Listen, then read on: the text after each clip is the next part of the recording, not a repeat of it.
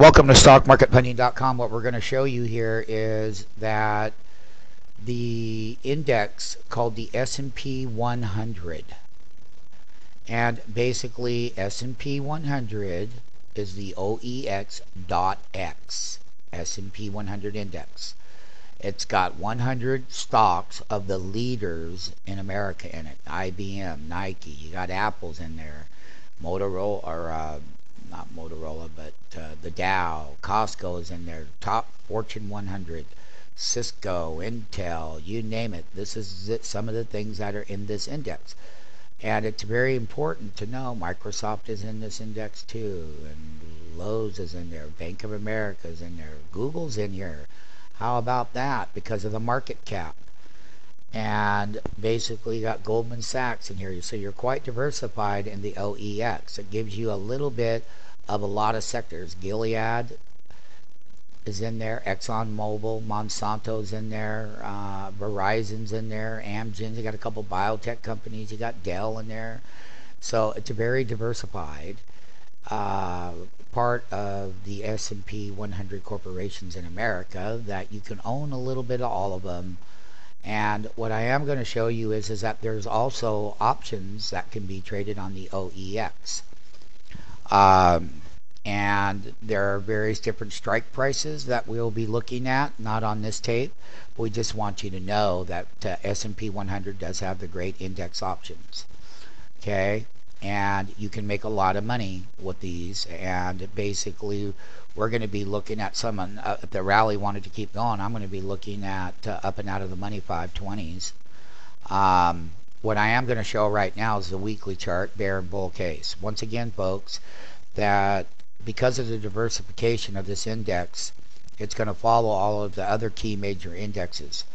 And this is where we had put a top in up here at 550 off of that rally, came all the way down here. So this is where the tops were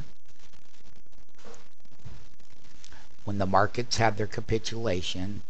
We went into a bear qualifier, 1, 2, 3, 4, 5, 6, 7, 8, 9, 10 weeks below the 10-week moving average. And the 10-week moving average is going down in price. That's the blue line. But now it's flattened out. You got to close 4 weeks above it, just like on the other indexes. You do have a weekly sell signal. Doesn't look good there. This needs to be a big part of the rally. And you still have 1 week, 2 weeks. It's been rallying right on up with the Dow, the S&P, and the rest of them. That's below the 50-week. That's the purple line. That's what these mean right here. 50-week moving average. You got a 20-week moving average. And right now, you've got 1, 2 weeks. You got to close above that 4 weeks in a row. And the blue line, the 10-week, has to be flat. It can't be, see, it goes into a bear when it descends. And like I said, we have so much to teach you at stockmarketpunting.com. I'm not even trying to talk about it here. But what I will tell you is that it would probably behoove you to learn how to get diversified risk management. We have bear and bull trend analyzers. They tell us how strong these trends are, how weak they are.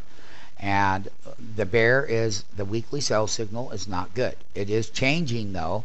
The crossover here, a percent DS or percent K, whatever you want to call it, it's going in the right direction. There's a couple little bull factors happening in here. However, the broader market will not rally without these indexes breaking higher along with the Dow and the S&P and other ones. So bear, weekly sell signal, still not out of the bear qualifier, still in a bear trend. However, 2 more weeks above the blue line, 2 more weeks, would say 4 weeks above it is a new beginning bull qualifier trend. Of course, you can learn all about that right here at stockmarketpunting.com. Very important index to trade. And bear and bulls, and we got upper head resistance here. Not only that, let's not forget about the analyzer bar, which is called the SMF weekly bar.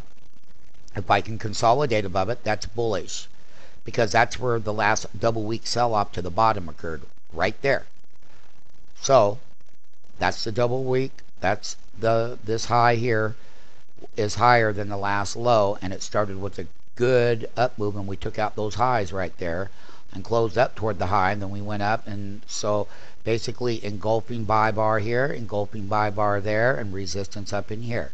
And we got to maintain a closing price above this bar right here, meaning that if we slip below it and it becomes new resistance, this trend line, and we fall back below the 10-week, that means that the bear move could come back and these lows could be threatened.